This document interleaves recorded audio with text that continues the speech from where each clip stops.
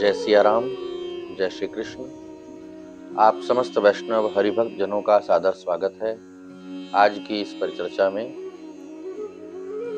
आज की जिज्ञासा है, आज का प्रश्न है, जयंती, जन्मोत्सव और प्राकट्य उत्सव, इनमें क्या अंतर है, इनमें क्या डिफरेंस है?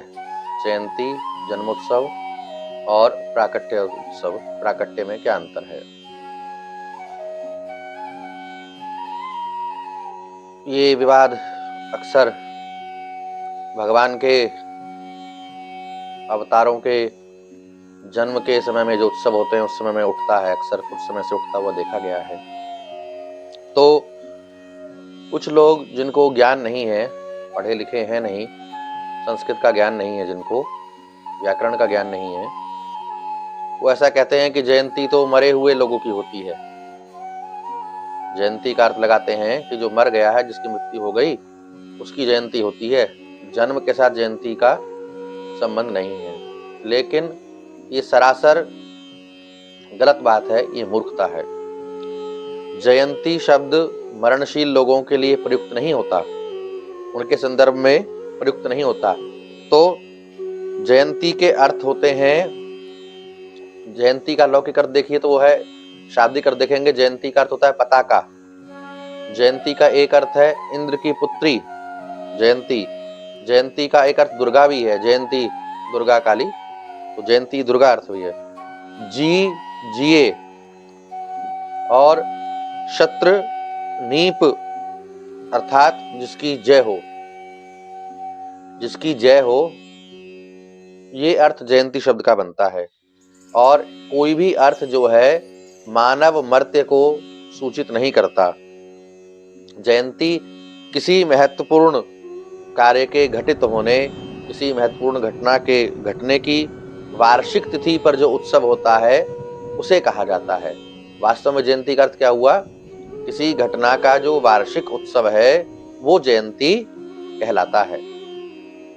और जैसे जन्म तिथि पर मनाया जाने वाला वार्षिक उत्सव, महापुरुषों की जो का जन्म उत्सव होता है, महापुरुषों का जो जन्म उत्सव है उसको भी जयंती कहा जाता है। शास्त्रों में कहा गया है, आपको बताएं, विष्णु धर्मोत्तर में भगवान श्री कृष्ण के विषय में ही कहा गया है। हम श्लोक बता रहे हैं आपको, भविष्य पुराण में विष्णु धर्मोत्तर में, जयंत्याम उपवासश्च महापातक नाशनः सर्वै कार्यो महाभक्त्या पूजनीयश्च केशवः। अर्थात श्री कृष्ण जयंती का उपवास, श्री कृष्ण जयंती का व्रत महापातकों का नाश कर देता है। तो भक्ति पूर्वक ये व्रत करते हुए भगवान श्री कृष्ण का पूजन करना चाहिए। तो यहाँ जयंती शब्द क्या है? भगवान के जन्म उत्सव का सूचक है। और कलिकाल में 7 चिरंजीवी कहे हैं, अश्वत्थामा बलिर्व्यासो हनुमानश्च विभीषणः। ऐसे जो है ये 7 चिरंजीवी हैं, अश्वत्थामा बलिर्व्यासो हनुमानश्च विभीषण। इसमें कृपाचार्य भी हैं। तो इसमें जब आप पुराण देखेंगे तो व्यास जी, श्री हनुमान जी, श्री परशुराम जी, इनके जन्म के संदर्भ में भी जयंती शब्द का प्रयोग किया गया है। और पराशर संहिता में स्पष्ट लिखा है हनुमान जयंती शब्द। पुस्तक उठा करके खोल करके देखिए तो उसमें स्पष्ट लिखा है, पराशर संहिता में हनुमान जयंती का विधान दिया गया है। तो जयंती शब्द को मर्त्य से, मृत्यु से जोड़ना सरासर मूर्खता है।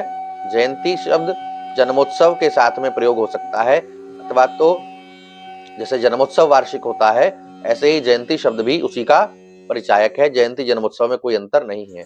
दूसरी बात है प्राकट्य उत्सव। जो प्राकट्य होता है वो महापुरुषों का होता है।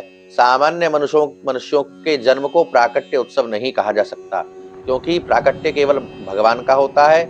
और भगवान के जो अंशावतार हैं, भगवान के द्वारा जो पार्षद हैं, जो महापुरुष हैं, उनका प्राकट्य होता है भगवान की कृपा से, क्योंकि उनमें भगवान में षड ऐश्वर्य है और भगवान के जो द्वारा भेजे गए भक्त हैं, भगवान के द्वारा जो जीवों का कल्याण करने के लिए भेजे गए पार्षद हैं, उनमें भी भगवान के समान गुण संपन्न होते हैं।